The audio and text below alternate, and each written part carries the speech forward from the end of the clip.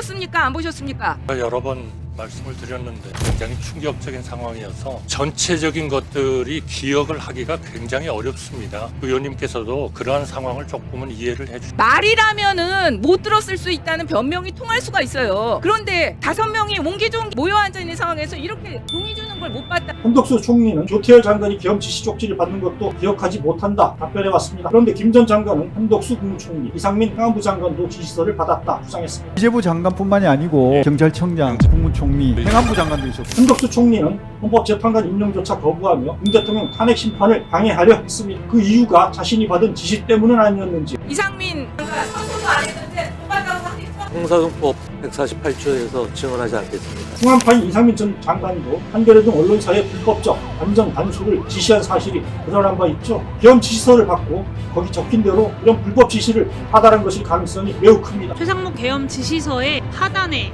쪽번호 8이 적혀 있었다고 합니다.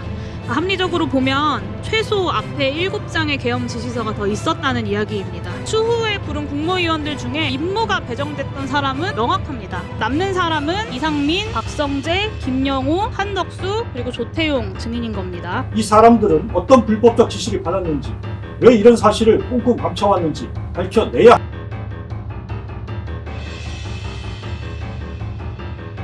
안녕하세요. 몬솔의 손원재입니다. 역시 예상대로 흘러가고 있습니다. 거짓말과 억지, 궤변 3종 세트가 난무합니다. 바로 윤석열 대통령이 탄핵 심판에 출석해 보인 모습입니다. 23일 헌법재판소 심리에선 내란 2인자인 김용현 전 국방부 장관까지 가세해 대환장의 짝짝꿍을 선보였죠. 다만 한덕수 국무총리와 이상민 전 행정안전부 장관도 계엄 특령 쪽지를 받았다.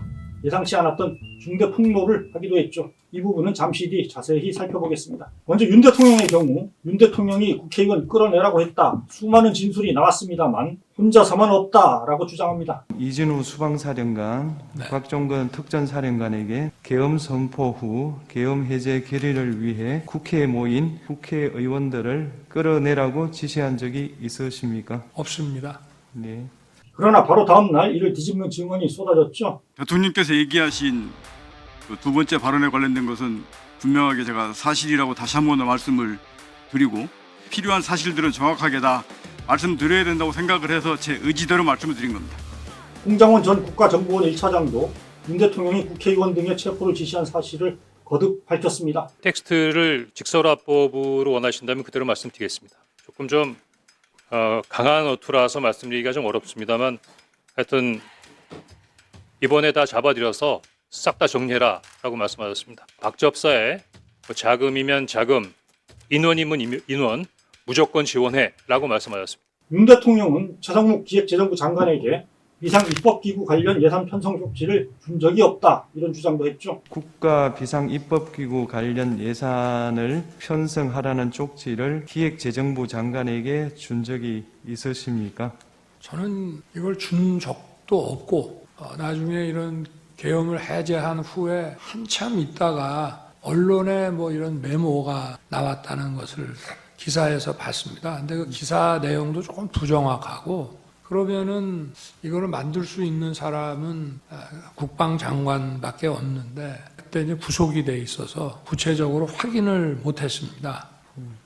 그런데 그 내용을 보면 좀 그 내용 자체가 좀 서로 좀 모순되는 것 같기도 하고 그런데 하여튼 뭐 그 부분에 대해서는 그렇습니다. 지난달 국회 본회의에서 최 장관이 한 증언과 정면으로 배치됩니다. 대통령이 들어가시면서 제 이름을 저를 보시더니 저 참고 자료 이거 참고하라고 하면서 하니까 옆에 누군가가 전 잘 모르겠어요. 누군가가 저한테 자료를 하나 줬습니다.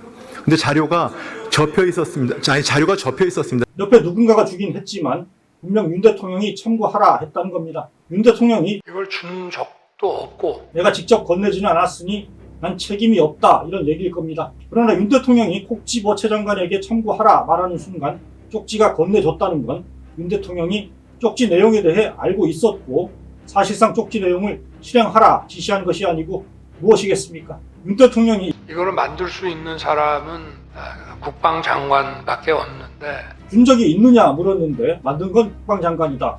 사실 엉뚱한 대답을 한 겁니다. 자신이 안 줬다면 국방장관이 줬다거나 다른 누군가가 줬다고 대답하면 될 텐데 교묘하게 논점을 바꿔치기 하는 수법입니다. 당연히 이런 구체적 지시를 일일이 대통령이 만들지는 않았을 겁니다. 실무 책임자인 김영현 국방장관이 작성을 맡는 건 통상적인 프로세스입니다. 그러나 이 또한 윤 대통령이 결국 다 보고받고 승인하는 과정을 거치지 않았을 리 있겠습니까? 내가 직접 주지는 않았다. 만든 건 김영현이다. 이런 식의 잔기술을 부려봤자 윤 대통령이 참고하라고 지시하고 부하를 직접 건네줬다. 본질은 결코 가려지지 않습니다. 실제 최 장관에게 쪽지가 건네지던 순간 김영현 국방장관은 그 자리에 있지도 않았던 걸로 밝혀졌죠. 최상목 부총리에게 문건 지시를 했다. 그 시간에 김영현 국방장관은 정군 주요 지휘관 회의를 진행하고 있었습니다. 12월 3일 저녁 10시 20분 합참 엘리베이터 근처에서 김영현 장관을 만났다고 했습니다. 1층에서 장관님이 타셨고 자리에서 김영현은 합참 전투통제실로 가자 11시 10분까지 계속해서 합참 전투통제실에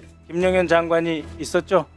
예, 그렇습니다. 심지어 윤 대통령에게서 직접 최 장관이 받았던 것과 같은 A4 용지 한 장짜리 지시문을 받았다. 다른 장관의 증언도 나왔습니다. 본인이 대통령으로부터 직접 쪽지를 받은 것은 맞다. 맞습니다. 제가 앉자마자 건넸기 때문에 최 장관에게 건네진 쪽지에 8이라는 페이지 수가 기재돼 있다. 사실도 드러났습니다. 최 장관과 조 장관 외 다른 장관이나 기관장들에게도 계엄과 관련한 지시사항이 담긴 A4 용지가 전달됐을 것이다. 의혹이 나옵니다. 최상목 경제부총리가 받은 계엄 지시서에 하단에 쪽번호 8이 적혀 있었다고 합니다. 합리적으로 보면 최소 앞에 7장의 계엄 지시서가 더 있었다는 이야기입니다. 7시 반에 경찰청장과 서울청장이 한 장씩 받았습니다. 여기까지 2장입니다. 조태열 외교부 장관이 한 장을 받았습니다. 3장입니다. 추후에 부른 국무위원들 중에 임무가 배정됐던 사람은 명확합니다. 비상입법기구 예비비를 마련해야 되는 최상목 경제부총리, 의료인과 관련돼서 임무를 줘야 했던 조규용 장관이 있었죠. 포고령에 따라. 그렇게 줬다고 하면 총 5장입니다. 그러고도 3장이 남습니다. 김용현 장관 안 받았을 거고, 그럼 남는 사람은 이상민, 박성재, 김영호, 한덕수 그리고 조태용 증인인 겁니다. 8쪽이 마지막이 아니라면 더 있을 수도 있는 거고요. 김영호 증인 받으셨습니까? 계엄 지시서? 못 받았습니다. 조교홍 증인 받으셨습니까? 받은 적 없습니다. 송미령 증인 받으셨습니까? 아니요. 오늘도 이 자리에서 이렇게 정황들이 드러나고 있는데 여전히 받은 바가 없다, 모른다라고 모두가 짠 것처럼 입을 맞춰 이야기합니다. 결국에 드러날 것이라고 생각하고요. 국무위원들에 대한 철저한 수사 다시 한번 촉구하는 바입니다. 어떻습니까? 여러 정황은 김영은 국방장관이 최소 8장으로 된 계엄 지시서를 작성하고 이를 검토 수용한 윤 대통령이 각각의 장관과 기관장에게 전달했을 가능성을 가리킵니다. 그러나 윤 대통령은 교묘한 말장난으로 진상을 흩뜨리려 하고 있습니다. 자신의 관여 책임을 회피하고 김영현 전 장관에게 책임을 떠넘기겠다라는 생각입니다. 이런 의도가 통했는지 김영현 전 장관도 윤 대통령과 말 맞추기에 나섰죠. 계엄 지시 쪽지 작성자도 전달자도 자신이라고 주장합니다. 예, 있습니다. 그런데 제가 직접 건네지 못하고 최상목 그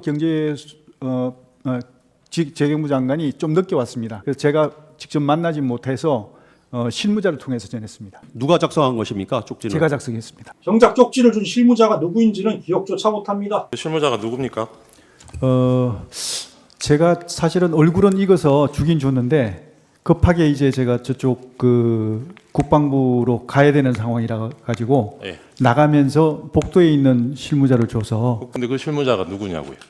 비서실 그 행정관 같은데 어처구니 없습니다. 중요한 지시문서를 어디 소속 누군지도 모르는 행정관 같은 실무자에게 쑥 건네주고 갔다는 건데요. 여러분 이런 해명이 믿기십니까? 심지어 조태열 외교부 장관에게 준 계엄 지시서도 윤 대통령이 아닌 자신이 줬다 주장합니다. 제가 그러니까 자리에 어떻게 했냐면 대통령이 앉으시고 제가 이쪽에 있었고 요 옆에 행안부 장관이 있었고 외교부 장관이 있어서 제가 직접 줄 수 없는 상황이라 대통령에게 드려서 대통령께서 이렇게 주는 겁니다. 그래요. 네. 이것도 증인이 작성을 해서 예. 증인이 전달한 셈이네요. 예, 그렇습니다. 분명히 조태열 장관은 윤 대통령이 직접 줬다고 했죠. 맞습니다. 제가 앉자마자 건넸기 때문에 이러다 보니 말이 꼬입니다. 이거 작성하실 때 표창구인 대통령한테 미리 보고하고 아닙니다. 이거는 대통령이 관여 사항이 아니고 제가 계엄을 주도하는 주무장관으로서 계엄 주무장관은 다른 국무위원한테 지시할 권한이 아닙니다. 있습니까? 지시한 게 아니고 기재부 장관 문건 한번 더 보세요. 네. 보고할 것, 완전 차단할 것, 예산을 편성할 것, 기재부 장관한테 지시하는 내용이지 않습니까? 저한테 보고하는 게 아니고 이런 예비비 확보가 얼마 됐다는 걸 기재부 대통령- 장관에게 이런 지시를 할 수 있는 권한을 가지고 있는 사람이 누굽니까? 제가 대통령에게 보고 드려라 할 수 있지 않습니까? 보고 드려라 이런 그렇죠. 지시를 드린 거라고요? 네. 무슨 말씀인지 잘 이해가 안 되네요. 여러분 이해가 되십니까? 윤 대통령과 김 전 장관이 이처럼 횡설수설하는 건 국가 비상입법기구 지시가 갖는 중대성 때문입니다. 국회를 무력화하고 과거 전두환 시절 국고위 같은 국회를 대체할 비상입법기구를 만들려고 했다면 그 자체로 결정적인 내란 증거가 됩니다. 비상입법기구를 만들려고 했다면 이건 아예 헌법 자체가 완전 변형이지 않습니까? 보면. 그러니까 이게 인정이 되면 뭐 더 고민할 나위 없이 그냥 헌법재판이든 내란이든 그냥 바로 플러그가 뽑혀버리는 상황들이거든요. 그렇다고 아무 말이나 쏟아내면 통할까요? 그렇게 생각한다면 국민과 헌법재판관들을 너무 띄엄띄엄 보는 걸 겁니다. 이날도 비상입법기구는 국회를 대체하는 조직이 아니라는 김 전 장관 주장에 헌법재판관이 의문을 표시했죠. 비상입법기구라는 것은 헌법 제76조에도 나와 있습니다만 긴급재정 입법권을 수행하기 위한 그런 어떤 조직을 기재부 내에 구성을 하고. 포고령 가지고 계신 분 있으면 좀 보여주시죠. 그 1항을 보면 예. 국회와 지방의회 정당의 활동, 일체 정치 활동을 금한다 이렇게 돼 있거든요. 예. 저 기획재정부 장관에게 준 기재 내용하고 이 포고령의 1항을 이렇게 종합해서 보면 결국은 가장 주된 목표가 그 입법기구인 국회의 기능을 정지시키겠다 하는 그런 의도가 있는 것으로 보이거든요. 김 전 장관은 이것 말고도 상식으로는 이해할 수 없는 말들을 쏟아냅니다. 앞건은 박종근 특전사령관에게 국회의원을 끌어내라고 지시한 게 아니라 요원을 빼내라고 했다. 이렇게 주장한 것이죠. 사실은 증인이 특전사령관 각종군으로부터 국회 내 상황을 듣고서 사상자가 생길 수 있다는 판단에 의원이 아니라 요원을, 그죠? 요원을 빼내라고 한 것을 김병주 국회의원이 의원들 빼내라는 것을 둔갑시킨 것이죠. 네, 그렇습니다. 제2의 바이든 날리면인가요? 도무지 말인지 막걸리인지 헷갈릴 지경입니다. 의원들이 아니고 요원들일 것 같으면 이 군인들이라는 얘기잖아요. 그렇습니다. 그러면 그 철수하라고 그냥 말로 지시하면 되지 뭘 끌어냅니까? 그게 아니고요. 굉장히 혼잡한 상황이 있어가지고 제가 그 상황을 보고받는 순간 야 이거 잘못하다가 알겠습니다. 압사 사고가 나겠다. 네네. 일단 빼라. 예, 그래야만 알겠습니다. 이게 그러면서 책임을 온통 부하 사령관들에게 떠밀기 바쁩니다. 체포 관련 책임은 충안부 후배인 여인영 방첩사령관에게 떠넘깁니다. 정치인, 뭐 전직 대법원장, 법조인 이런 명단이 포함된 이런 사람들이 포함된 명단을 여인영한테 알려주신 적은 있습니까? 그 체포 명단이 아니고. 예, 알겠습니다. 체포 명단은 아니다. 네, 예. 그 포고령 위반 우려가 있는 그런 대상자를 알겠습니다. 해가지고. 증인 비상계엄 해제 요구한 가결이 그날 1시 뭐 조금 넘어서 됐잖아요. 그 전에 한 30분 전에 여인영에게 다른 사람 제쳐두고 앞에 알려줬던 그 명단 중에 이재명, 우원식, 한동훈 3명을 우선 체포해라 이렇게 지시하신 게 있습니까? 없습니다. 그러면 여인영도 그렇죠. 이런 지시를 안 받았는데 여인영이 그 앞에 받았던 14명 중에 이 3명을 특정해서 우선 체포하라고 지시할 이유가 뭘까요? 그 상황 자체가 혐의도 없고 체포할 수 있는 기구도 구성이 안 됐습니다. 알겠습니다. 구성이 안 돼 있는데 무슨 놈을 체포를 합니까? 네. 이 명단은 누가 정해준 겁니까? 14명. 제가 이렇게 쭉 이 주요 포고령 위반 우리가 있는 그런 어떤 정치인들 주요 인물들을 이렇게 쭉 얘기해주고 그리고 이제 그리고 또 그 관심 있는 인원들 알겠습니다. 이런 어떤 몇 명이 예. 얘기해주고 이렇게 했지 몇 명을 딱 특정해서 얘기한 게 아닙니다. 포고령 위반 가능성이 있는 주요 인물들의 동향을 살피라고 했을 뿐 체포하라고 명단을 준 게 아니라는 겁니다. 그런데 김 전 장관이 체포 지시를 부인하는 건 윤 대통령 입장에선 큰 문제가 될 수 있습니다. 김 전 장관이 아니라면 윤 대통령이 직접 체포를 지시한 것이 될 수 있기 때문입니다. 이번에 다 잡아들여서 싹 다 정리해라 라고 말씀하셨습니다. 박접사에 자금이면 자금, 인원이면 인원, 무조건 지원해 라고 말씀하셨습니다. 뻔한 사실을 억지로 감추려다 보니 자꾸 엇박자가 납니다. 실제 윤 대통령은 왜 저를 체포하려고 했느냐? 한동훈 전 국민의힘 대표의 질문에 그랬다면 국회와 정당 등 정치활동 금지를 명시한 계엄 포고령 위반인이 체포하려 했을 것이다. 답한 것으로 알려진 바 있죠. 김 전 장관이 체포 지시를 계속 부인하는 한 한 대표 체포 지시도 윤 대통령이 직접 한 것이다 볼 수밖에 없습니다. 이쯤 되면 김 전 장관은 전두환의 장세동 같은 예스맨이 아니라 실은 윤석열의 엑스맨일지도 모르겠습니다. 뜻밖의 이야기도 나왔죠. 앞에서 봤듯이 그동안 계엄 지시서를 받은 사실이 알려진 인물은 최상목, 조태열, 경찰청장, 서울경찰청장 4명이었습니다. 그런데 김 전 장관은 한덕수 국무총리, 이상민 행안부 장관도 지시서를 받았다 주장했습니다. 기재부 장관뿐만이 아니고 네. 외교부 장관도 있었고 또 그 경찰청장, 또 국무총리. 네. 아, 총리 것도 있었습니까? 예. 그래서 행안부 것도 행안부 장관도 있었고 네. 비상계엄을 주도하는 주무장관으로서 대통령께서 그 관련 부처에 필요한 협조 사항이 있으면 협조를 하라고 지시를 하셨기 때문에 지침을 주셨기 때문에 사실이라면 충격적입니다. 한덕수 총리는 조태열 장관이 계엄 지시 쪽지를 받는 것도 기억하지 못한다 답변해왔습니다. 또 자신이 쪽지를 받았다는 사실도 줄곧 감춰왔습니다. 보셨습니까? 안 보셨습니까? 제가 여러 번 말씀을 드렸는데요. 굉장히 충격적인 상황이어서 못 봤다? 전체적인 것들이 기억을 하기가 굉장히 어렵습니다. 의원님께서도 그러한 상황을 조금은 이해를 해주셨으면 좋겠습니다. 말이라면은 못 들었을 수 있다는 변명이 통할 수가 있어요. 그런데 5명이 옹기종기 모여 앉아 있는 상황에서 이렇게 동의 주는 걸 못 봤다. 이거는 정말로 이상민 전 장관도 마찬가지였죠. 이상민 선고도 안 했는데 못 봤다고 하겠죠? 형사정법 148조에서 증언하지 않겠습니다. 이 사람들은 어떤 불법적 지시를 받았는지, 왜 이런 사실을 꽁꽁 감춰왔는지 밝혀내야 합니다. 한덕수 총리는 헌법재판관 임명조차 거부하며 윤 대통령 탄핵 심판을 방해하려 했습니다. 그 이유가 자신이 받은 지시 때문은 아니었는지 의심스럽습니다. 중한파인 이상민 전 장관도 한겨레 등 언론사에 불법적 단전 단수를 지시한 사실이 드러난 바 있죠. 계엄 지시서를 받고 거기 적힌 대로 이런 불법 지시를 하달한 것일 가능성이 매우 큽니다. 김 전 장관은 국무회의에서 계엄의 반대가 아니라 동의한 장관이 있었다라고도 밝혔습니다. 동의한 사람이 있었습니까? 동의한 분도 있었습니다. 누굽니까? 제가 말씀드리기는 곤란합니다. 네. 여전히 베일에 쌓인 국무위원들의 내란 동조 여부도 철저히 규명해야 합니다. 국무위원들에 대한 철저한 수사 다시 한번 촉구하는 바입니다. 이 모든 의혹을 한 점 남김없이 규명하고 합당한 책임을 물을 때 우리 사회는 내란의 그림자를 떨치고 나아갈 수 있습니다. 헌재도 윤 대통령의 지연작전에 휘둘리지 말고 신속하고 엄정하게 탄핵 심판을 진행해야 합니다. 국민을 배반한 반역자에게 하루라도 빨리 제자리를 찾아주는 것이야말로 도탄에 빠진 나라와 민생을 바로 세우는 첫걸음이 될 것입니다. 논설에서 함께 계속 주시하도록 하겠습니다.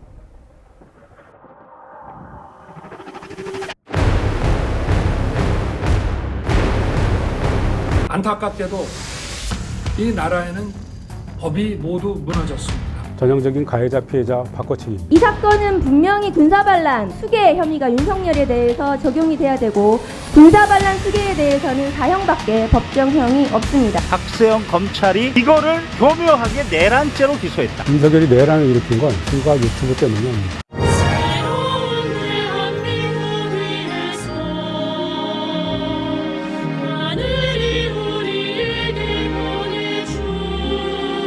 노래방 기계까지 빌려다가 군 함정에서 술 파티를 벌였다고 하고 지인들 보라고 과거 대교에서 폭죽놀이까지 했다고 합니다. 안마를 했다는 거예요. 법무부는 즉시 김건희를 출국 금지하고 본격적인 수사에 착수해야 합니다.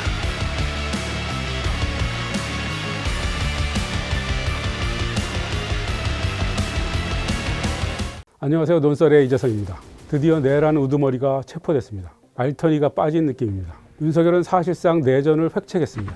무력으로 국회와 선관위를 비롯한 헌법기관을 장악하려 했던 행위 자체도 역사에 남을 중죄인데 법원이 발부한 영장을 거부하며 법치주의를 유린하는 폐악질로 나라의 존립 기반 자체를 위태롭게 했습니다. 명령에 따를 수밖에 없는 무고한 경호처 직원들을 앞세워 대통령 관저를 요새화하고 지지자들을 선동해 분열과 충돌을 부추겼습니다. 국회 탄핵 소추 이후 내란 우두머리 윤석열이 벌인 작태는 우리 공동체에 이미 큰 상처를 남겼습니다. 이제 우리는 공화국의 역적이 남긴 더러운 유산을 치우는데 총력을 기울여야 합니다. 법꾸라지들이 가장 잘하는 짓이 가해자 피해자 바꿔치기입니다. 법을 모르는 일반인들을 상대로 현란한 법기술을 부리는 건데요. 정신 차려보면 가해자와 피해자가 바뀌어 있습니다. 지금 윤석열이 그러고 있습니다. 자신을 법의 피해자라고 규정하고 있습니다. 16일엔 자신을 체포한 고위공직자범죄수사처와 경찰청 국가수사본부를 내란 혐의로 고발했습니다. 전형적인 가해자 피해자 바꿔치기입니다. 체포 당일 공개한 영상에서는 이렇게 말했습니다. 안타깝게도 이 나라에는 법이 모두 무너졌습니다. 수사권이 없는 기관에 영장이 발부되고 또 영장 심사권이 없는 법원이 체포영장과 압수수색 영장을 발부하는 것을 보면서 이미 많이 다뤄진 주제이지만 한 번 더 말씀드리겠습니다. 법을 무너뜨리고 있는 것은 윤석열 본인입니다. 공수처는 대통령의 직권남용 혐의에 대한 수사권이 있습니다. 군장성과 경찰 수장 등에게 권한을 넘어서는 일을 강요하여 내란을 일으키게 했으므로 직권남용이 포함된 내란 혐의입니다. 윤석열 쪽이 낸 체포영장 이의 신청을 기각하면서 서울 서부지방법원이 밝힌 내용입니다. 영장 심사권이 없는 법원이란 말은 공수처 관할 법원이 서울중앙지법이 아닌 서울 서부지법이 영장을 발부한 것이 불법이란 주장인데요. 범죄 장소나 증거의 소재지, 피고인의 특별한 사정 등을 고려하여 형사소송법에 따른 관할 법원에 청구할 수 있다는 걸 알면서도 이런 무리한 주장을 펼치는 것입니다. 윤석열 체포영장은 대통령실 관저의 관할 법원인 서울 서부지법이 발부했습니다. 무엇보다 영장은 법원의 발부 자체로 법적 효력을 갖는 것이어서 영장 자체의 적법성을 따지는 일은 불가능합니다. 영장에 관한 불복 방법은 두 가지밖에 없습니다. 기각될 경우에 하는 재청구, 발부될 경우에 하는 적부심사입니다. 윤석열 쪽이 서울 서부지법이 관할이 아니라며 서울중앙지법에 신청한 체포 적부심도 16일 밤 기각됐습니다. 판사 쇼핑을 하는 건 공수처가 아니라 윤석열 본인입니다. 그토록 믿었던 서울중앙지법이 체포 적부심을 기각했으니 이제 더 이상 관할 법원 주장은 하지 못할 것입니다. 그럼에도 터무니없는 주장과 행동을 계속 이어갈 것으로 예상합니다.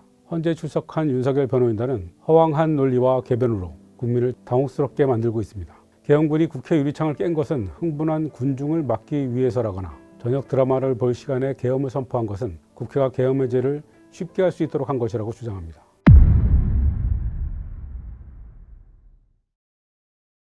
공수처와 검찰, 경찰이 필요한 수사를 거의 다 끝낸 상태라 내란 특검이 출범한다고 해도 할 일이 별로 없지 않겠느냐는 주장이 있는데요. 이 역시 내란 사태를 축소하려는 의도가 있는 주장입니다. 윤석열 체포 이후에도 국회 국정조사 등을 통해 계엄에 관한 새로운 사실이 계속 드러나고 있습니다. 계엄 당일 수만 발의 탄약과 수류탄 등을 실제로 꺼내 트럭으로 수송했다는 사실이 교통 CCTV 등을 통해 확인됐고 이상민 전 행정안전부 장관이 한겨레 등 비판 언론의 단전단수를 소방청장에게 지시한 사실도 드러났습니다.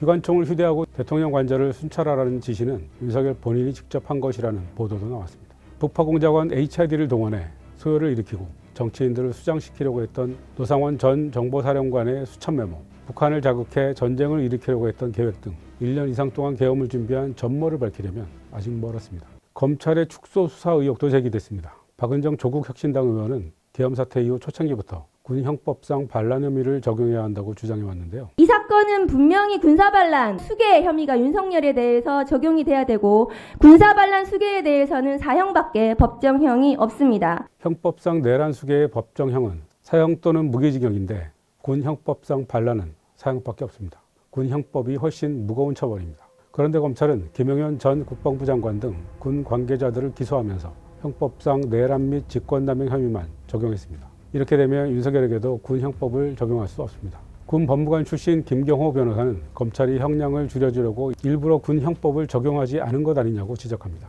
군인인 지금 여인영, 박안수, 또 곽종근, 이진우 모두 신병을 박세영 검찰이 확보하고 기소 자체를 형법 내란죄로 기소했지만 잘못 기소된 거다. 군인이고 군형법 그대로 적용되고 병기 휴대했고 이거를 교묘하게 내란죄로 기소했다. 특검은 이 부분을 사실관계는 동일하고 법조 적용만 바꾸면 되기 때문에 공장 변경으로 가능하다. 특검이 출범해서 사건을 다시 살펴보면서 군형법 적용을 검토해야 할 것 같습니다. 민간인에게도 군형법을 적용할 수 있다는 것은 민간인 신분이었던 김관진 전 국방부 장관의 사이버 사령부 댓글 사건 대법원 판례로 확정된 바 있습니다.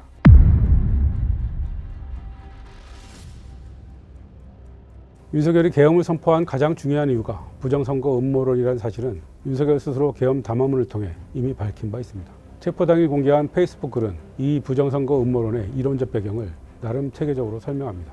요약하면 반국가 세력인 야당이 해외 주권 침탈 세력과 결탁하여 선관위 시스템을 해킹해 지난 총선에서 부정선거를 벌였다는 주장입니다. 우리나라 선거에서 부정선거의 증거는 너무나 많습니다. 이를 가능하게 하는 선관위의 엉터리 시스템도 다 드러났습니다. 정말 증거가 있다면 수족처럼 말 잘 듣던 검찰을 시켜서 수사를 했으면 될 일 아닙니까? 하지만 그렇게 하지 못했죠. 이 주장이 워낙 터무니없다는 걸 본인도 잘 알기에 입안이 혀처럼 굴던 검찰에도 시키지 못한 것 아닐까요? 검찰에 시켰는데 말을 듣지 않았을지도 모를 일입니다. 그래서 계엄을 선포하고 선관위 직원들을 인질 납치하듯 두건 씌워서 수방사 지하 벙커로 데려가 야구 방망이와 작두형 재단기로 위협해 부정선거 사건을 조작하려 했던 것입니다. 그렇게 해서 지난 총선을 무효화하고 전두환의 국보위 같은 비상입법기구를 설치하려 했던 것입니다. 법에 따라 이루어지는 수사와 법원의 영장을 거부하는 등 법치를 부정하는 것도 모자라 선거관리 시스템도 부정합니다. 이른 민주주의의 두 가지 기둥을 모두 부정하는 것입니다. 민주주의를 부정하고 독재로 나아가려 했던 증거입니다.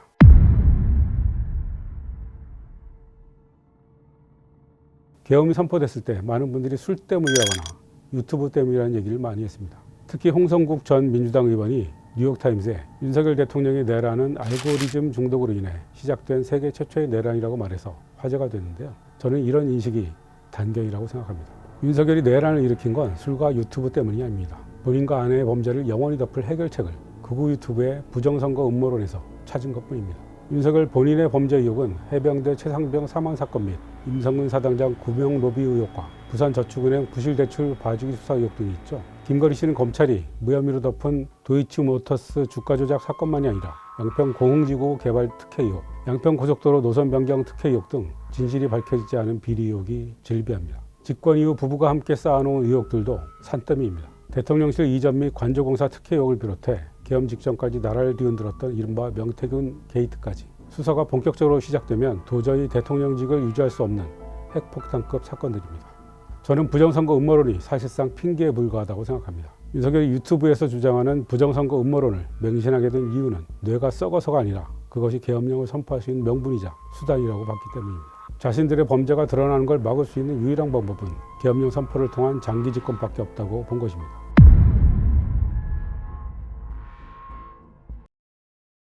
윤석열 체포로 묻히긴 했지만 윤석열, 김건희의 권력 사유와 행태도 하나둘 드러나고 있습니다. 대통령 경호처가 2023년 12월 윤석열 생일에 마치 윤비어천과 같은 헌정곡을 합창했다고 합니다. 당시 거제 저도에 머물렀는데 김건희 여사가 군 함정을 불러서 지인들과 해상 술 파티를 열었다는 의혹입니다. 노래방 기계까지 빌려다가 군 함정에서 술 파티를 벌였다고 하고 지인들 보라고 과거 대교에서 폭죽놀이까지 했다고 합니다. 그게 끝이 아니라 안마. 아이고. 안마를 했다는 거예요. 윤석열 상대로 경호관들이 안마를 했는데 역술을 대통령실 행정관으로 채용했다는 보도도 나왔습니다. 대통령 부부와 대통령실 직원들의 궁합을 봤다는 겁니다. 최근 뉴스타파가 명태균 게이트를 수사 중인 검찰이 확보한 명 씨의 텔레그램 및 카카오톡 대화 내용을 잇따라 보도하고 있는데요. 이걸 보면 대선 후보도 김건희였고 대통령도 김건희였다는 그동안의 추정이 거의 사실로 입증됩니다. 조국 혁신당은 김건희를 즉각 출국 금지해야 한다고 주장했습니다. 무더기로 쌓여있는 의혹에 더해 내란 연루 가능성이 큰 상태이므로 신속히 출국 금지하고 되도록 빨리 수사해야 합니다.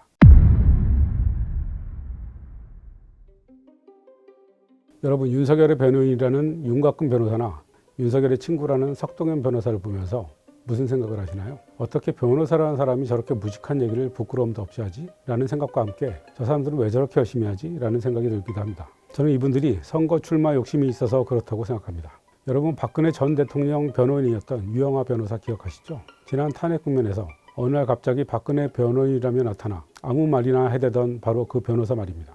이 사람이 지금 국민의힘 의원입니다. 박근혜 변호사로 떴고 그 후광으로 배지를 달았습니다. 윤곽근 변호사 역시 지난해 총선에서 국민의힘 공천에서 탈락한 정치 지망생입니다. 석동현 변호사의 부인 박영하 명지대 교수도 국민의힘 전신인 한나라당 의원이었습니다. 김민전 국민의힘 의원이 국회에 끌어들여 비난을 받았던 일명 백골단을 조직한 사람이죠. 김정현 방공청년단 대표도 지난해 총선에서 서울 용산구 출마를 준비했던 사람입니다. 이렇게 다들 정치적 욕심이 있는 사람들이 윤석열 옆에 붙어서 내란을 옹호하고 있습니다. 윤석열의 계엄 선포를 막지 못했고 계엄 선포 뒤에도 사실상 윤석열 편을 들고 있는 한덕수와 최상목 권한대행을 비롯한 국무위원들도 마찬가지입니다. 오직 자신의 출세, 자신의 안위밖에 관심이 없습니다. 인사와 승진의 눈이 멀어 계엄령을 실행에 옮겼던 고위 장성들, 경찰 고위직들도 마찬가지입니다. 이게 지금 우리나라 엘리트의 민낯입니다. 윤석열 정부는 사익 추구 세력 그 자체입니다.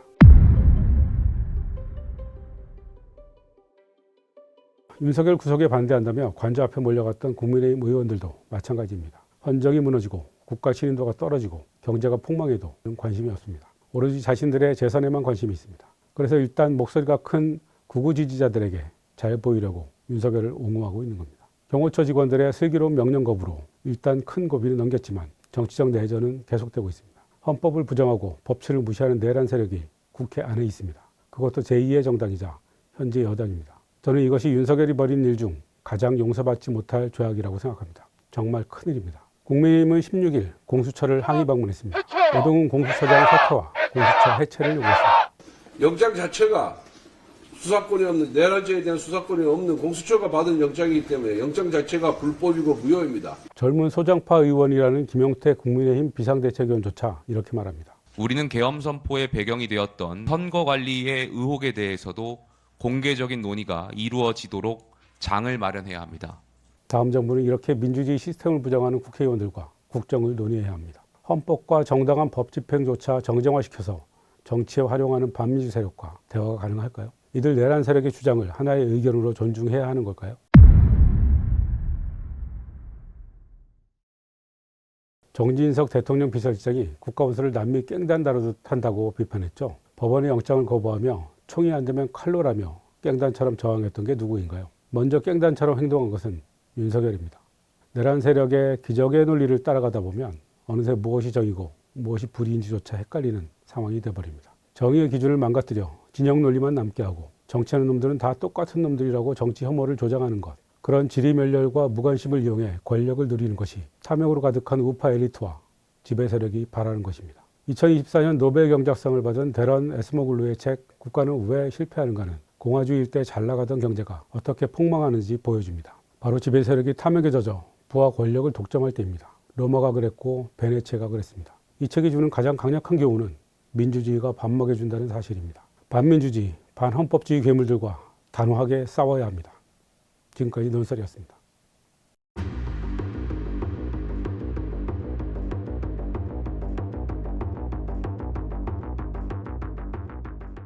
법을 제대로 지키지 않으면 어떤 고통이 따르는지 보여줘야 한다. 윤석열 자신이 한 말대로 제대로 보여줄 차례입니다. 도피설이 확산되자 8일 관저의 모습. 저게 정상적인 대한민국 대통령으로서 할 행동입니까? 폭력 조직 두목이 수백 명을 불러 모아 사제총과 흉기로 무장한 채 체포에 저항한다면 평생 검사로서 법원이 발부한 영장에 기대어 수많은 사람들을 체포 구속했고 검찰총장까지 지냈던 윤석열입니다. 검찰의 모든 수사 행위에 정당성을 허물고 있는 윤석열은 우리 헌정 질서 하에 있는 법 집행을 모두 다 거부하겠다라는 것을 사실상 밝힌 것입니다. 죄를 저지른 자와 법을 집행하는 자의 관계를 역전시키는 뻔뻔한 법기술. 가해자와 피해자를 완전히 뒤바꿔가지고 이 장난질은 이제 끝났고 앞으로 다시는 이런 괴물들이 나오지 못합니다. 물리적 충돌 등 불상사가 절대 없도록 만전을. 최권한대행이 경호처에 협조를 지시하기만 하면 충돌 없이 이렇게 자신이 할 수 있는 일, 해야 할 일이 뭔지 모르는 척 바보 행세를 하고 있습니다. 박종준 경호처장은 10일 조사받기 위해 경찰의 구속 수순이 예상됩니다. 사실상 투항한 것입니다. 경호처 직원이 보낸 메시지 내용 들려드리겠습니다. 지휘부와 김용현, 김건희 라인만 살아있고 일반 직원들은 동요가 큽니다. 그냥 상황이 빨리 종료되기를 바랍니다. 검찰도 내란 피해자들을 구속 기소한 것으로 그동안의 과오를 씻을 수 있다고 착각해서는 안 됩니다. 지금이라도 김건희 씨를 기소해야 합니다. 안녕하십니까. 논설의 박용현입니다.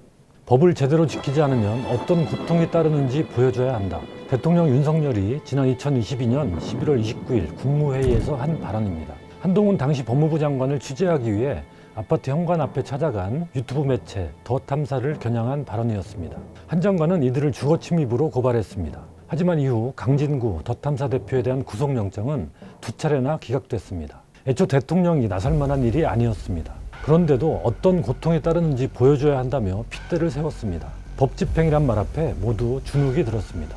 그러던 윤석열은 비상계엄을 선포합니다.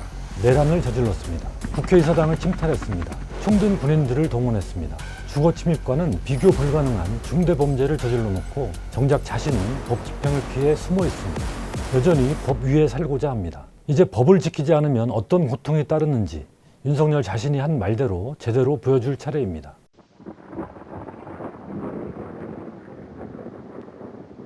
윤석열은 체포영장 집행을 막으려 관저를 요새화했습니다. 철조망을 둘러치고 차벽을 쌓고 수백 명의 경호처 직원들을 인간 방패로 내세웠습니다.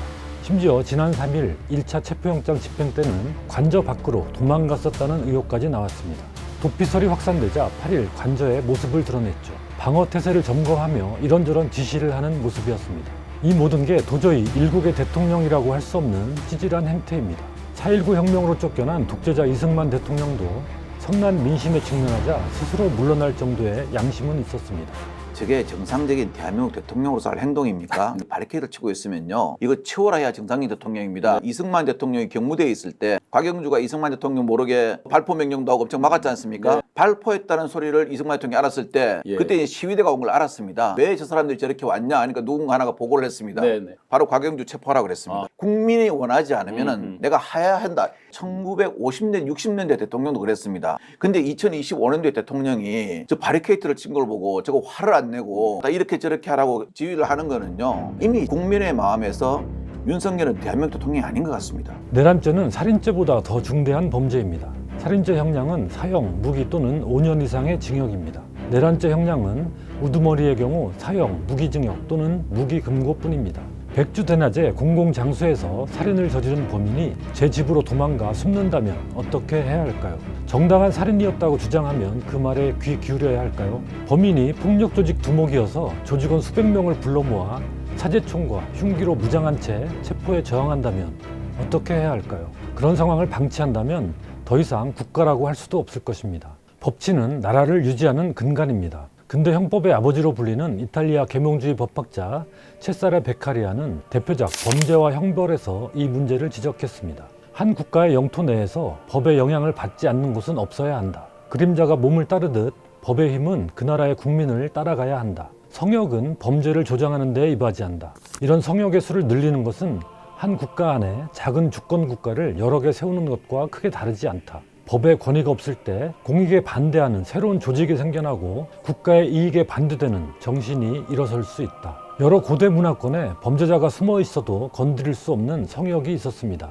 고대 한반도에도 소도가 있었습니다. 하지만 국가가 모양을 갖추면서 법적 성역은 사라졌습니다. 아무리 종교적 권위가 강한 장소라고 해도 법 집행을 피해가지는 못하게 됐습니다. 법의 지배를 벗어난 공간을 확보하는 유일한 수단은 물리력이었습니다. 예를 들어 마적이나 산적 무리가 특정 지역을 무력으로 장악하는 경우가 있었습니다.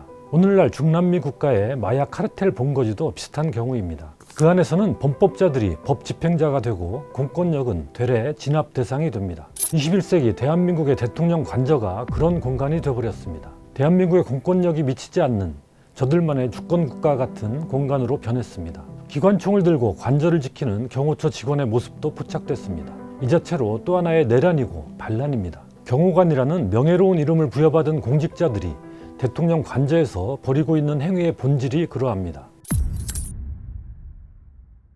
헌법 제101조는 사법권은 법관으로 구성된 법원에 속한다고 규정합니다. 법관이 발부한 영장을 피의자가 제멋대로 부당하다고 판단하고 저항하는 게 허용된다면 이는 법적 성역을 인정하는 것과 같습니다. 법 앞에 평등을 파괴하는 것입니다. 윤석열은 12.3 내란으로 민주주의를 파괴한 데 이어 체포영장 집행을 가로막음으로써 법치주의마저 무너뜨렸습니다. 평생 검사로서 법원이 발부한 영장에 기대어 수많은 사람들을 체포 구속했고 검찰총장까지 지냈던 윤석열입니다. 법원의 체포영장을 부정하는 것은 자신의 삶에 대한 부정을 넘어 검찰에 대한 부정이기도 합니다. 검찰의 모든 수사행위의 정당성을 허물고 있는 것입니다.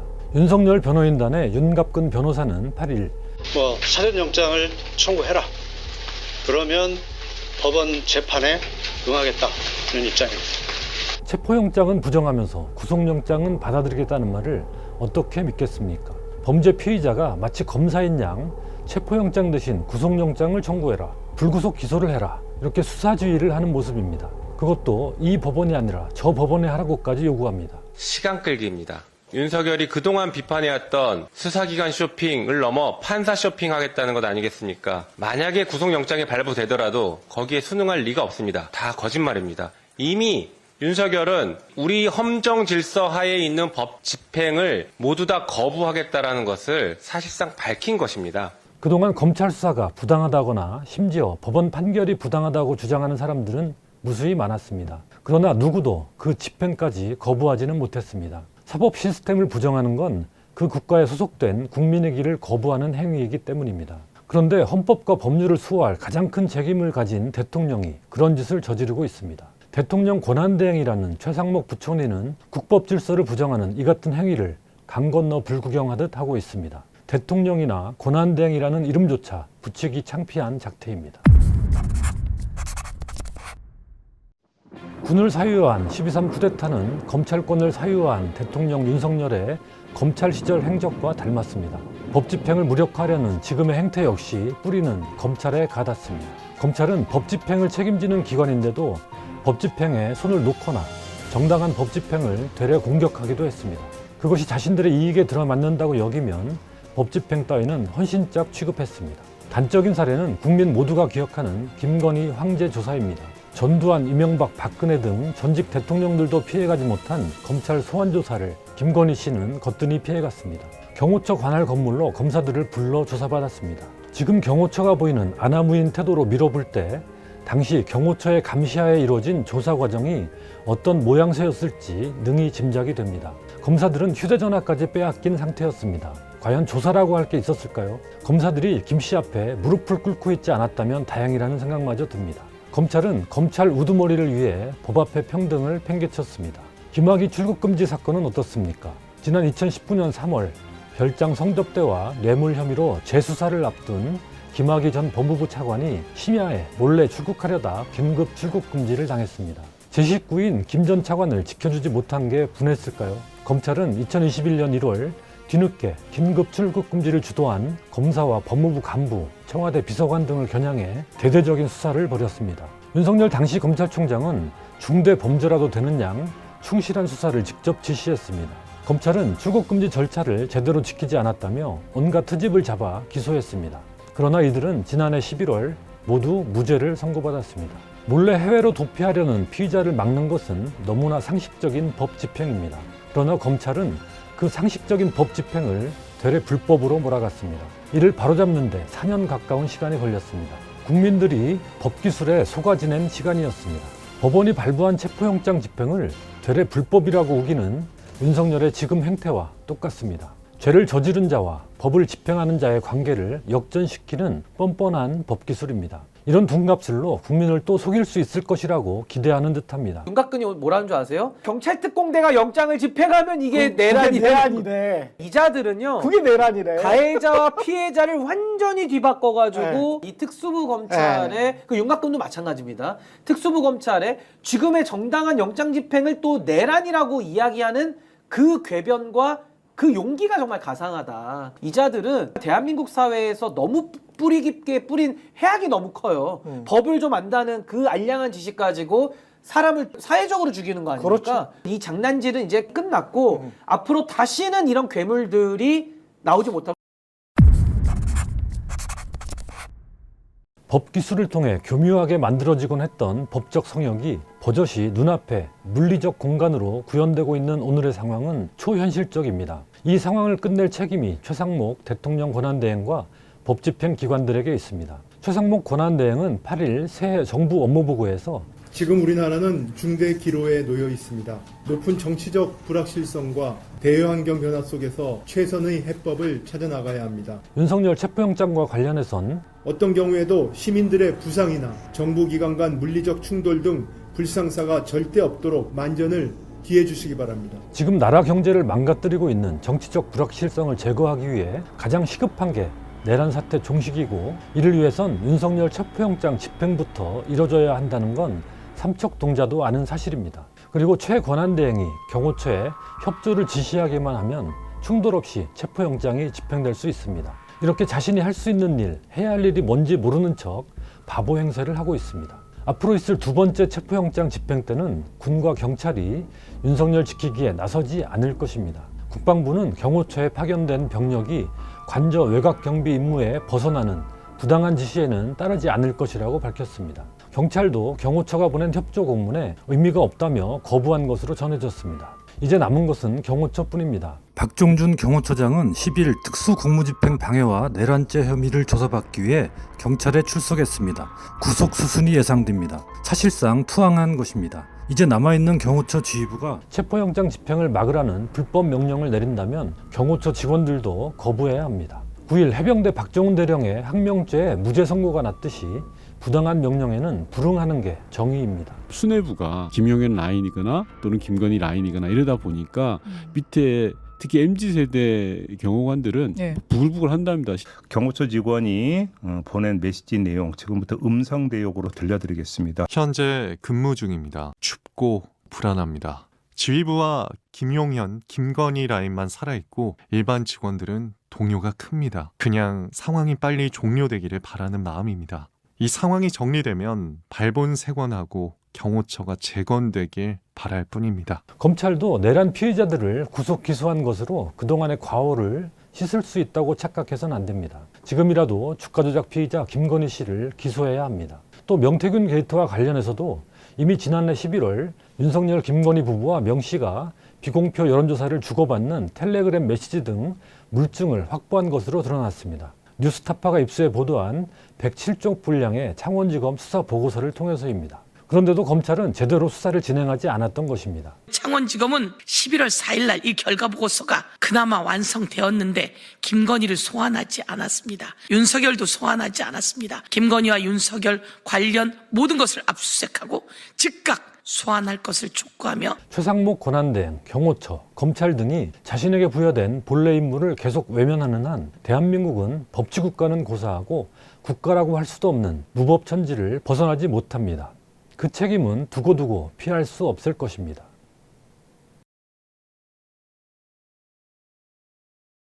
물귀신으로 갈 것이다. 극단적인 물귀신처럼 지식을 끌어서 막 가고 대표 보수 정당이 아니라 딱 정과훈당 정도 뭐 이런 수준. 최상목 대행 설마 나를 흔들면 경제가 흔들릴 텐데 경제를 볼모로 삼는 굉장한 오바람이죠. 모든 걸 다 이재명 탓으로 하잖아요. 근데 사실 윤석열도 스스로 자폭한 거라고. 계엄 이후에 41일이 지났고 탄핵 소추 이후에도 이제 한 달이 지난 상황 아닙니까? 탄핵 심판 그리고 수사 이 두 갈래로 진행되고 있는 상황인데 전체적으로 좀 어떻게 좀 평가를 하세요? 전체로 보면은 객관적으로는 좀 더디고 심리적으로는 아주 더디고 답답하고 전체로 놓고 보면은 성 10개를 다 상대가 갖고 있는 상황에서 완전히 결정적인 잘못을 해서 승기는 반전이 됐지만 그래서 막 우리는 사기충천하지만 막상 이렇게 포연이 가라앉는 데서 보면은 성 10개를 그대로 다 가지고 있는 형국이잖아요, 상대가. 그러면서 생기는 우리의 주관적인 답답함이 사실은 있죠. 그러니까 여전히 그 제도적인 권력은 갖고 있는 상황에서 협조하지 않으니까 워낙 황당한 계엄 막았다는 것이 갖는 대단함이 우리한테 있고 쭉 이렇게 가라앉아 오던 윤석열 정권이 그렇게 해서 그야말로 폭삭 무너지게 되는 그런 상황은 있지만 우리가 이겼다고 생각할 정도의 그런 어떤 격동이 있었잖아요. 근데 실은 그런 건 아닌 거죠. 구조적으로는 무슨 하나도 우리가 쥐고 있는 건 없잖아요. 수사 같은 경우에 특히 지금 국민들이 그 답답함을 굉장히 크게 호소를 하고 있는 상황 아닙니까? 윤 대통령 같은 경우는 출석 거부하는 것은 물론이고 경호처에다가 무력 사용까지 해서 저지하라 이런 그 지시를 했다라는 보도가 지금 계속 나오고 있는 상황 아닙니까? 구질구질함을 넘어서 처음에 계엄 얘기를 하고 할 때도 그랬지만 이 정부가 시작된 이후에 계속 우리가 가졌던 게 왜 저러지? 저게 통상적이지 않은데, 정상적이지 않은데 그 비정상의 정도가 우리가 생각하는 통상의 척도를 넘어 있는 거예요. 결국은 그러다 보니까 이번 계엄 내란까지 온 건데 무너지는 과정조차도 과거에 이승만이나 박근혜에 하면 전혀 다른 거죠. 아니 우리가 그런 얘기 했었단 말이에요.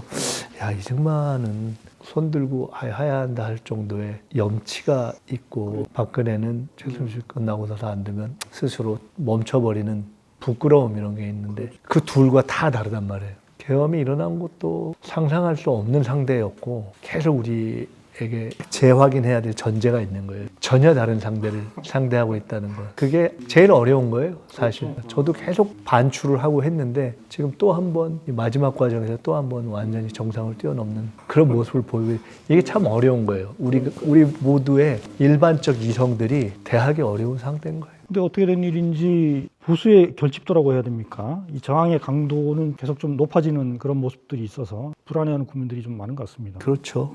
실제 그렇습니다. 현재 그 전체적인 그 여론 지형 어떻게 좀 평가를 하고 계십니까? 이른바 확장성 결집이라기보다는 위축성 결집의 면이 있죠. 안 될 때 용을 써보는 뭐 이런. 저는 큰 틀에서 보면은 보수가, 보통 보수 지지층이 더 위기감을 느끼고 더 미리 윤석열의 강을 건너가고 있는 거 아닌가. 그러니까 내심은 사실상 아니라고 보고 상대적인 진보 지지층은 윤석열이 단죄되는 이것을 확인하고 또 봐야 하고 또 체포 과정에서 정상적인 법 집행이 안 되는 것에 대해서 굉장히 분노하고 그것이 안 되기 때문에 실망도 하고 그리고 또 한편으로는 대선 이런 얘기를 안 하잖아요. 실제로 굉장히 조심스럽게 생각하고 그런 면이 있는 거에 반해서 역으로 보수 지지층은 전통적인 층은 상대적으로 사실상 말은 달리하지만 내심으로는 윤석열이 이미 끝이다라고 생각하고 그리고 그 다음을 생각하면서 결집하는 것이 좀 더 빠르고 강한 면이 있는 거 아닌가? 저는 그런 심리적인 이중성이 작동하는 거 아닌가 하는 생각도 합니다. 그 말씀은 보수가 결집하고 있는 이 모습은 윤석열을 지키기 위해서라기보다는 일정한 뭐 시간을 좀 벌어서 보수가 좀 재정비할 수 있는 역량을 도모하자 이런 차원에서 좀 나오는 거라고 보시는 건가요? 그런 면도 있겠고요. 아까 말씀드렸던 위기성, 위축성 결집의 면이 더 크겠죠. 사실 반문을 했을 때 그러면 윤석열을 다시 대통령을 정상적인 업무 복귀를 시킬까요? 이렇게 물어볼 때 예스, 노를 물어봐서 예스가 과연 60%를 넘겠는가? 그건 아니거든요. 보수의 경우에도 그럴 거라고 봐요. 근데 확실히 그 아까 말씀하셨듯이 보수층의 응답이라고 해야 됩니까? 이게 굉장히 적극적으로 이루어지고 있다. 이런 뭐 증거들은 많이 있는 거잖아요. 보면은 가령 한국갤럽 조사를 보니까 지난번 12월에 했던 그 마지막 조사에서는 보수라고 응답한 사람이 한 250명, 260명 정도였는데 최근에 나온 조사를 보니까 330명까지 늘었더라고요. 그러니까 어마어마하게 그 늘어난 숫자던데. 조사 같은 경우가 전형적으로 우선 가중 이런 거를 안 한 거잖아요. 그러니까 어떻게 보면 적극도가 반영되고 적극도가 통상적인 인구 통계가 가중되어 있다기보다도 적극성이 가중되어 있는 거잖아요.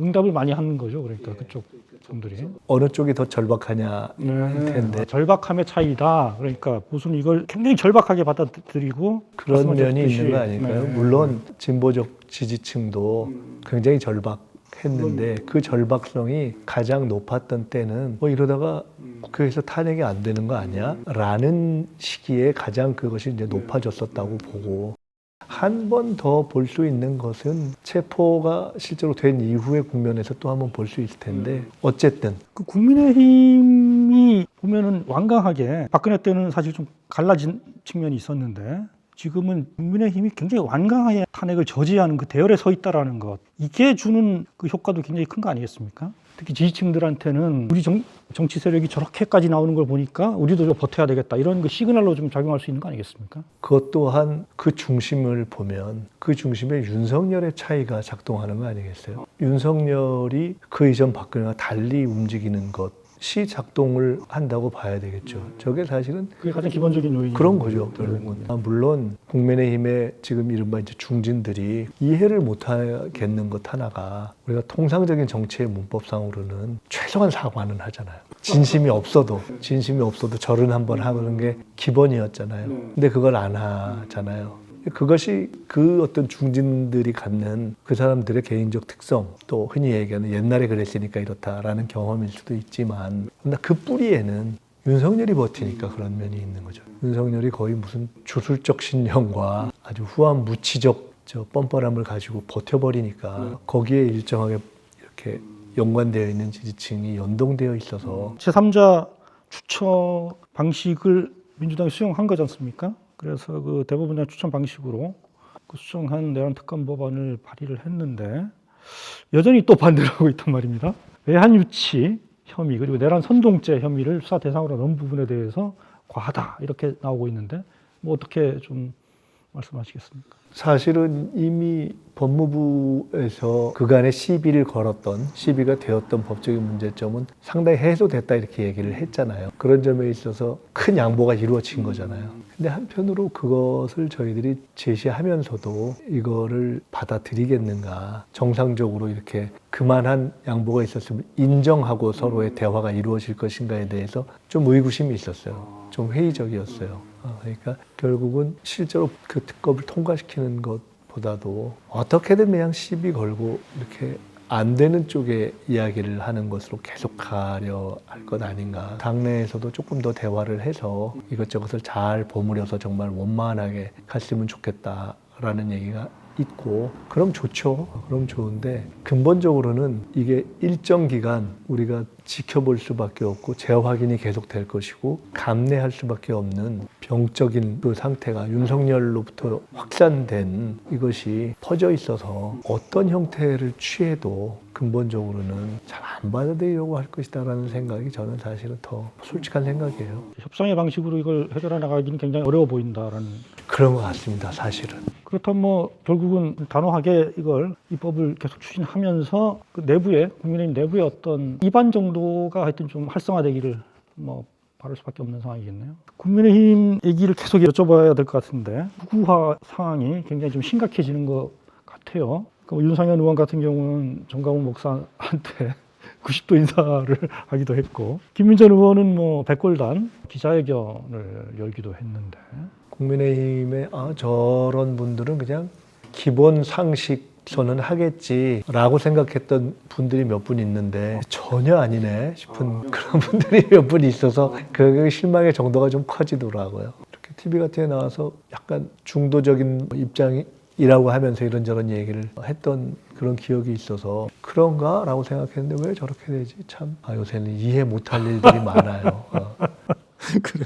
이해가 잘 안 되십니까? 왜 저러는지? 탈진실의 시대라고 하는데, 그러니까 일단 우기고 보자 이런 것이 워낙에 세계적으로 많이 나타나는 정치 현상이기도 하고 그렇기도 한데 왜 저럴까를 설명하기가 어렵네요. 이 사실 국민의힘 지도부도 이제 그 정도의 그 극단적인 형태에 대해서는 좀 제어를 하고 통제를 해야 되는데 그러기는커녕 오히려 좀 약간 부추기는 그런 모습을 좀 보이고 있는 거 아니겠습니까? 특히 오늘 권영세 비대위원장 같은 경우는 윤 대통령 내란죄 수사는 헌재 판단 뒤에 해야 된다, 뭐 이런 말씀까지 하셨던데, 이런 지도부의 모습에 대해서는 좀 어떻게 보십니까? 저는 아주 고통스럽게 망할 때까지 가야 정신 차릴 가능성이 있다 이렇게 생각이 들어요. 합이 잘못된 거예요. 윤석열을 대통령으로 만들었던 그 국민의힘의 요번의 합은 통상적인 과정으로서 이렇게 잘못이 있으면 사과하고 그러면서 비교적 합리적인 길을 찾아 나가고 하는 방식으로의, 뭐 보수든 진보든 그렇잖아요. 정치적인 재생 과정을 거치는 방식이 아닐 가능성이 대단히 높다 하는 것이 현재까지 드러나는 것 같고, 그게 사실 우리 사회로 봐서는 좀 걱정스러운 대목이죠. 아주 상대하기가 좀 곤혹스러운.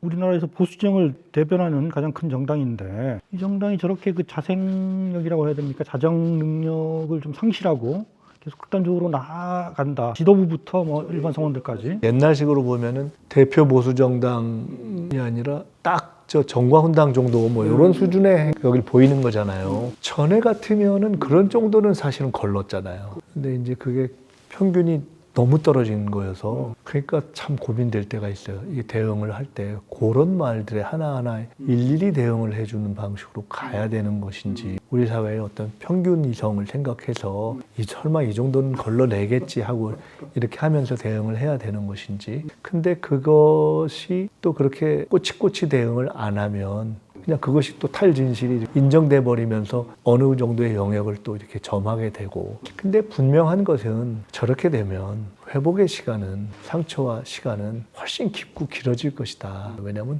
우리 사회 전체가 갖고 있는 기본 방향 자체가 그렇게 해서 바뀔 것이다라는 생각은 안 들고 그건 상상하기도 어렵기 때문에 저런 방식으로 가면은 어디서 재생의 씨앗을 남겨두고 찾지? 라는 생각이 들어서 사실은 종종 내가 걱정할 일은 아닌데 좀 심하네. 저렇게 해가지고 그 다음에 저 정당을 어떻게 하려고 하지? 하는 생각이 사실은 들 때가 많으니까 비판을 하다가도 딱 제가 이런 표현을 자주 쓰게 되더라고요.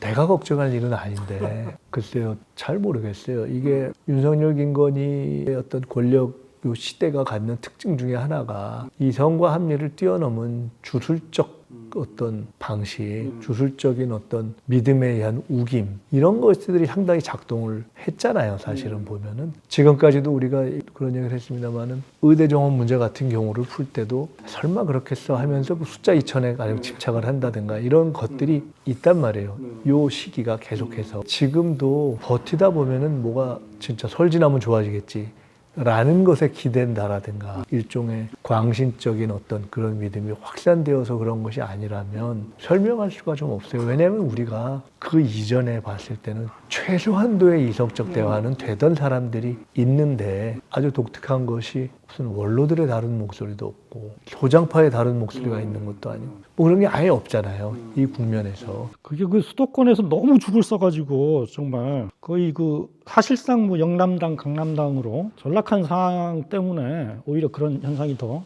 공고해지고 있다. 뭐 이런 분석이 있는 거 아니겠습니까? 이게 참 답답한 대화인데요. 우리가 아마 우리 사회에서 지금 많은 부분이 그럴 거라고 봐요. 합리적 설명과 합리적 질문을 던질 때 합리적 대답을 하기가 조금 어려운 면이 있는데 그 중에 아주 대표적인 집단이 돼버린 거죠. 그 유일하게 지금 국민의힘이 이른바 내세우는 대응 논리라는 거는 민주당이 지금 너무 과속한다. 오로지 이재명 상급식 나오기 전에 탄핵으로 몰아가고 조기 대선을 하기 위해서 너무 가속하고 있다. 뭐 이 주장을 하고 있는 거 아니겠습니까?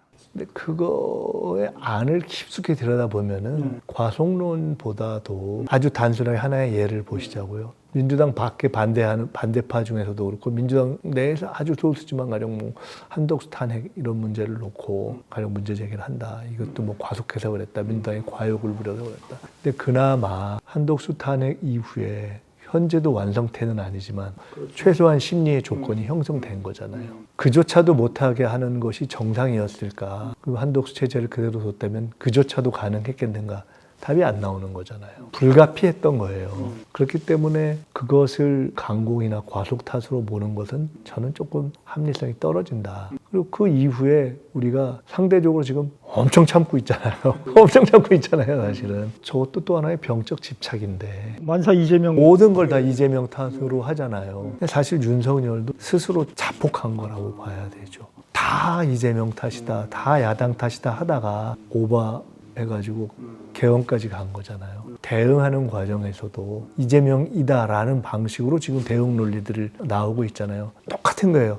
윤석열의 가장 큰 문제점이 그대로 전염이 돼서 하는 건데 그러니까 당연히 예를 들어 이재명 대표에 대해서 거부감을 갖거나 아니면 이재명 대표로 상징되는 정권 교체를 두려워하는 지층을 결집하는데 그게 일시적으로 효율적일 수 있어요. 근데 이게 너무나 많은 다른 합리적인 것들을 잡아먹어 버리는 거예요. 그래서 그 병이 잠깐은 입에 닿을 수 있는데 몸은 완전히 그냥 삭게 하는 저는 그런 병에 윤석열이 빠져가지고 계엄 내란까지 왔는데 저 당도 그것을 못 벗어나고 있는 것이어서 정말 이거는 잘못됐네요 라고 하면서 계엄 이후에 미안했다 이렇게 사과하고 그래도 또 우리가 다 추스려서 잘 해야죠. 경제는 이렇게 해야죠. 등등 하는 상대가 우리로서는 훨씬 부담스럽지만은 국민의힘이 그렇게 나왔으면 훨씬 더 부담스러웠을 것이다. 훨씬 부담스럽지만은 나라에는 그래도 또 도움이 됐을 거라고 봐요. 그리고 보수의 장기적인 회복에도 도움이 됐을 거라고 봐요. 그러니까 지금 저렇게 단기적인 결집에 도움이 될 수 있을 거라고 실제로도 그렇다고 얘기할 수 있지만 장기적으로 도움이 될 것인가에 대해서는 어쨌든 본인들이 선택한 길이니까. 탄핵 소추안에는 탄핵 사유로 내란죄를 넣었다가 얼마 전에 이걸 빼기로 하지 않았습니까? 그리고 헌법 차원의 그 내란 행위에 대해서만 뭐 그런 방식으로 정리가 된 것 같은데 어떻습니까? 이 헌재에서 이런 방식의 동의를 하고 이렇게 좀 진행이 될 걸로 예상을 하십니까? 헌재에서는 이미 공식적인 답변을 냈잖아요. 그건 헌재에서 판단하는 것이다. 정리하기 나름이다 이렇게 얘기를 했고 과거에도 뭐 권성동 당시에 박근혜 당시에 했던 것이 있는 것이고 또 실제로 저희들이 그 회의를 했으니까 우리의 의도 자체가 이 문제가 형법적으로 판단되지 않고 헌법적으로 판단되기 위해서 이 구성을 하자라는 얘기를 했던 거예요. 근데 딱 하나 이렇게 좀 쟁점이 됐을 소지가 있겠다 싶었던 것은 헌재에서 요거를 정리하는 헌재 방식으로 정리하는 과정을 거칠 때 그러면 이렇게 헌법적으로 이렇게 하고 내란죄 부분에 대해서는 이렇게 정리하는 거죠 라는 것을 정리라는 표현을 썼었으면 정리와 그렇게 구성이 하면 되는 거죠 라고 표현했으면 아무 더 시비가 없었을 텐데 아마 그때 철회라는 표현을 뭐 철회한다라는 그 단어가 이런 많은 시비거리를 굳이 좀 줬다면 줄 수 있는 것이 아닌가 싶은데 그러나 그 단어에도 불구하고 내용의 변화는 없는 것이어서 그 부분은 결국 정리가 돼갈 거라고 봅니다.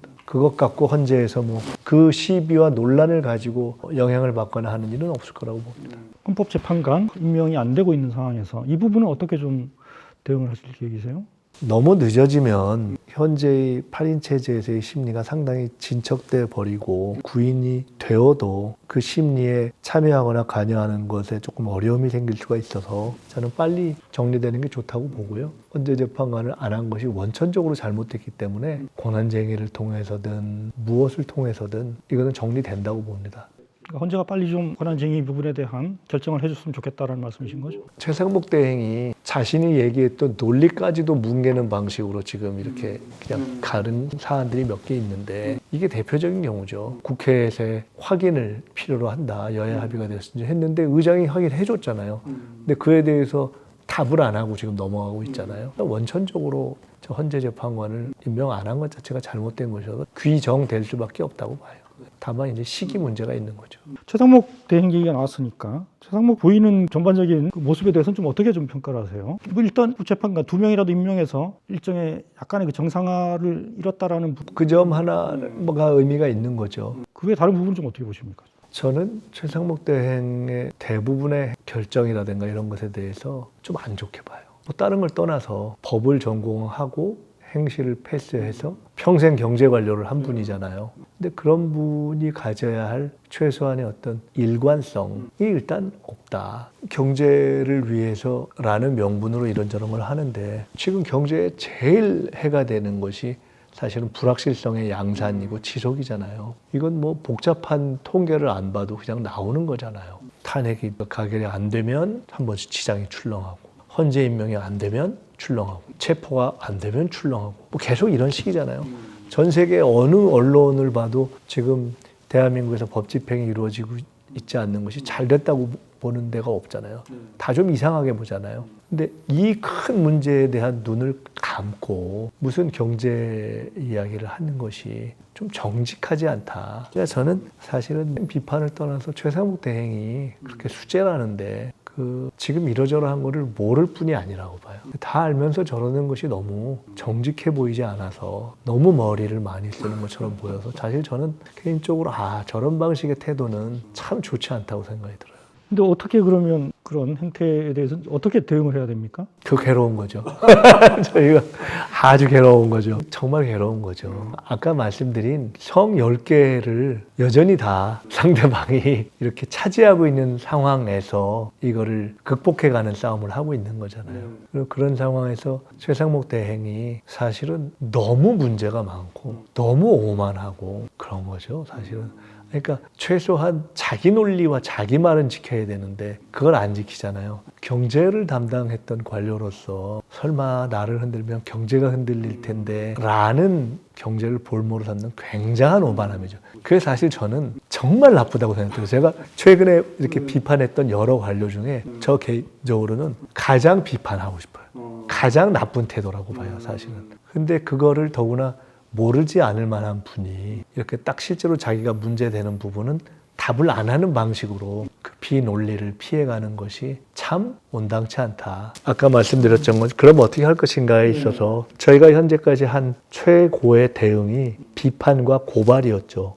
직무유기에 대한. 그 선을 유지하면 현재 하고 있는데 이게 화가 지금 이렇게 끝까지 차오르고 있습니다. 체포와 관련해서 최 대행은 최근에 한 말은 현행 법률 체계 안에서는 뭐 공수처, 경호처 두 기관 간의 출구를 뚫기가 어렵다. 그래서 여야가 합의해서 특검법 만들어 달라 얘기를 했는데 법원인 2번이나 확인한 영장은 그럼 그건 뭐예요? 지금 그거를 집행하는 과정에서 지금 불상사가 없었으면 좋겠다 하는 것은 법적으로 진행되는 부분에 대해서 불상사를 일으킬 저항을 하지 말아라 라고 딱 정리해 주면 끝나는 거잖아요. 그 정리를 안 해주고 갑자기 언론인이 돼가지고 이상하잖아요, 좀? 현재 있는 많은 이게 온당치 못한 상황에 대한 교통정리에 책임이 있는 사람이잖아요. 근데 갑자기 그 교통정리를 해야 될 시점에 있어서는 갑자기 무슨 뭐 기계적 중립의 언론인처럼 이야기를 하잖아요. 그 윤석열 계엄 쪽지부터도 그런 거죠. 그게 처음에는 그냥 설인 줄 알았는데 이런저런 공소장 등등을 통해서 확인되는 것을 보면 아주 구체적으로 예비비를 확보해서 지금 국회에는 돈을 끊고 국보 입법회 이런 걸 만들 수 있는 걸 준비를 해라. 안 보이게 막 써놓기 쉽지 않은 거 아니에요. 근데 갑자기 그것은 그 꼼꼼한 평생 경제 관료가 읽어보지도 않고 아랫사람에게 줬다고 하는, 저는 최상목 대행이요, 지금의 시기 이후에 길게 이렇게 역사라든가 또는 사람들의 평가라든가 또 자기 인생을 생각했을 때 보통 사람들을 너무 우습게 생각하지 않았으면 좋겠어요. 보통 사람들이 다 보잖아요. 보면 다 알잖아요. 임계수위를 향해서 지금 계속 쌓여가고 있는 상황이다라는 걸 알아야 된다라는 말씀이신 거죠. 오늘 아마 최상목 대행을 이재명 대표하고 박찬대 원내대표 와서 만났는데 아마 그 전에도 뭐 공개적인 발언에서도 얘기를 했고 사실은 많이 한 거죠. 친명 중진 일부에서는 당 지도 메시지가 너무 거칠다, 이런 좀 문제 제기도 있었습니다. 특히 줄탄핵 말씀하신 거랑 그때 뭐 한꺼번에 다 탄핵해가지고 이 국무위원 단을 아예 그냥 무너뜨리는 방식이 있다, 뭐 이런 부분들을 갖고 이제 이런 얘기를 하는 것 같은데 어떻게 좀 보십니까? 굳이 뭐 팩트만 이야기하면은 이른바 줄탄핵이나 무슨 뭐 5명 국무회의 그거를 당의 공식적인 지도부에서 언급한 바는 없어요. 일단 그렇고요. 우리가 일반적으로 정치적인 표현을 최대한도로 잘 이렇게 하는 것이 좋다라는 것은 뭐 좋지만 지금까지 끌어온 큰 방향에 있어서 그것이 크게 잘못되었다, 참 그렇게 얘기할 일은 아니라고 봅니다.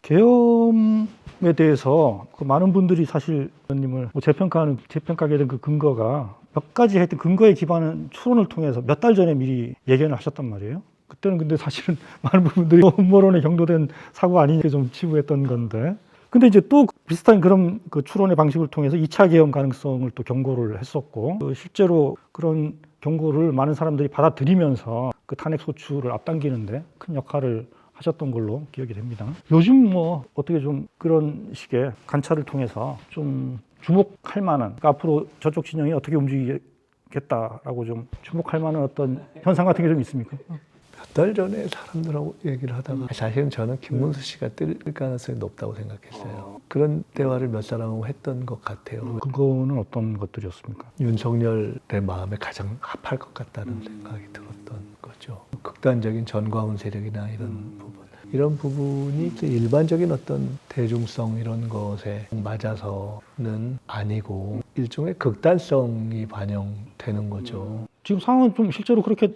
나타나는 것 같습니다. 매번 몇 번 이 상대가 그렇지, 이 상대가 일반적이지 않지. 윤석열이라는 그 개인이 스스로 버티는 방식이라든가 또는 결국은 이제 위헌과 위법 때문에 파면될 텐데 쉽게 말해서 물귀신으로 갈 것이다. 물귀신으로 갈 가능성이 높다. 그래서 우리 사회에서 상당 정도 어떻게 극단적인 물귀신처럼 이렇게 지식을 끌어서 막 가고 그것이 파면이 됐을 때 그 이후에 전국에도 영향을 미치려 하고 하는 방식으로 갈 가능성이 상당히 있지 않을까. 그런 우려 속에서 이게 과연 어떻게까지 갈까 하는 생각을 쭉 해보고 있습니다.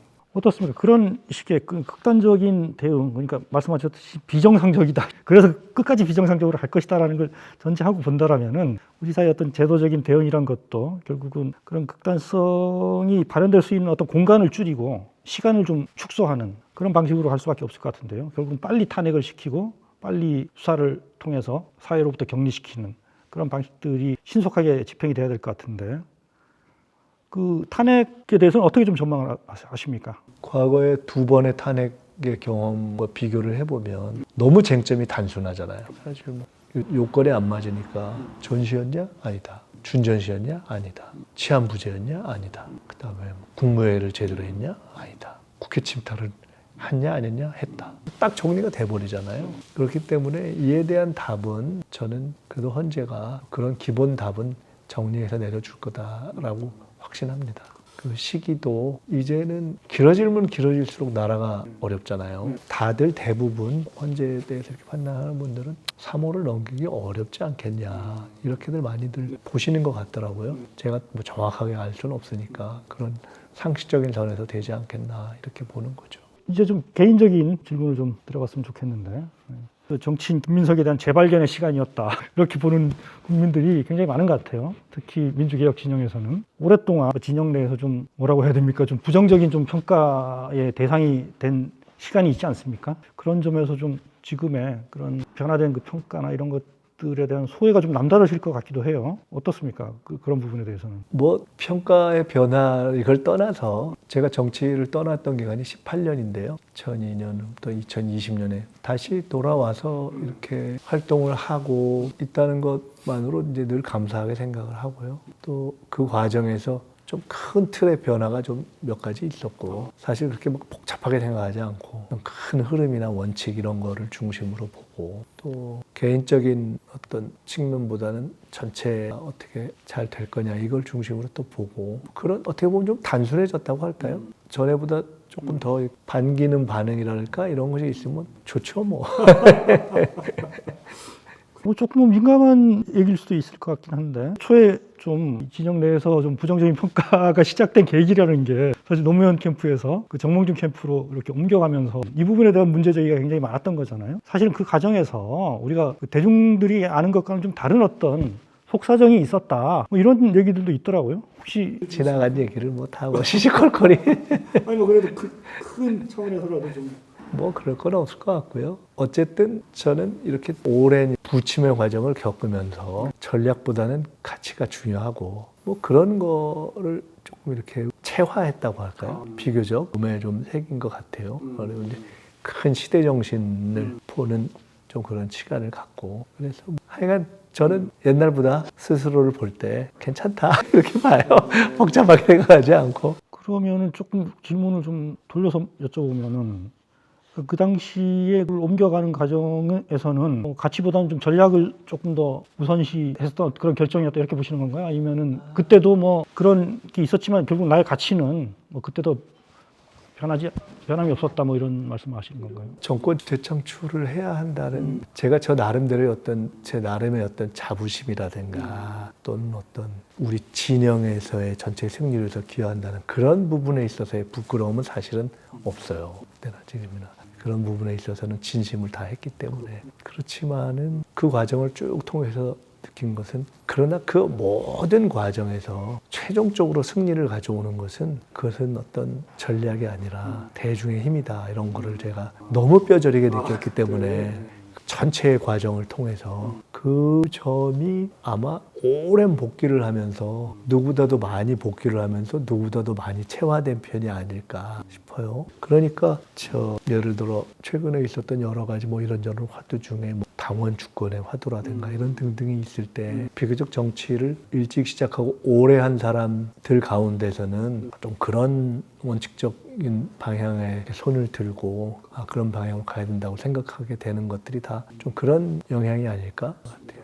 마지막 질문이 될 것 같은데요. 여하튼 이번에 상당히 큰 존재감 내시고 하면서 그 정치적 미래에 대한 관심도 커진 것 같아요. 그 관련해서는 좀 이런 감이 있긴 합니다만은 뭐 지방선거나 아니면 보궐선거나 이런 데서 서울시장 후보 상당히 거론되는 뭐 그런 상황도 있는 것 같아요. 어떻습니까? 이후에 정치적 전망과 관련해서는 어떻게 갖고 계십니까? 최고위원을 원래 나올 생각이 없었는데요. 최고위원을 나올 때 이제 그 입장을 하나를 정했는데 그냥 나는 대선 승리하는데 몰빵한다.